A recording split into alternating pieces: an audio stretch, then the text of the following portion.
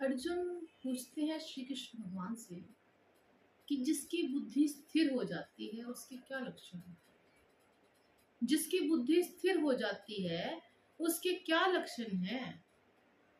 अब भगवान श्री कृष्ण समझा रहे हैं उसको। पर जहाती यदा कामान सर्वान पार्थ मनोगतान आत्मनेवात्मना तुष्टा स्थित प्रज्ञा तदा उच्यते।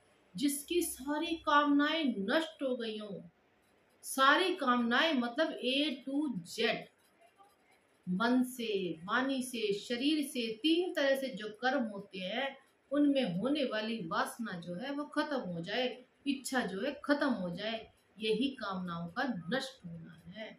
तो ये कह रही है कि जब उसके अंदर रहने वाली, मन के अंदर रहने वाली सारी कामनाओं का नाश हो जाता है और जो आत्मा से आत्मा में संतुष्ट रहता है। आत्मने वात्मना तुष्टा मतलब अब जो हर एक क्रिया हो रही है उसमें से जब उसकी वासना हट गई तो बिल्कुल ऑटोमेटिक बात है कि जब कामना हट जाएगी तो आत्मा से आत्मा में संतुष्टि अपने आप ही आ जाएगी।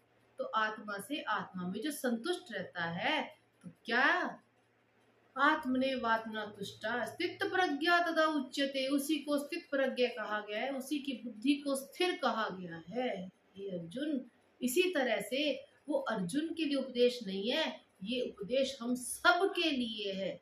जो हम सत्संग को सुनते हैं, जो हम इस ज्ञान को धारण करना चाहते हैं, तो ये श्री कृष्ण का उपदेश हम सब के लिए है। हम ही अर्जुन है। आज की परिस्थितियों में जो खड़े हैं हम ही अर्जुन हैं। हरि ओम।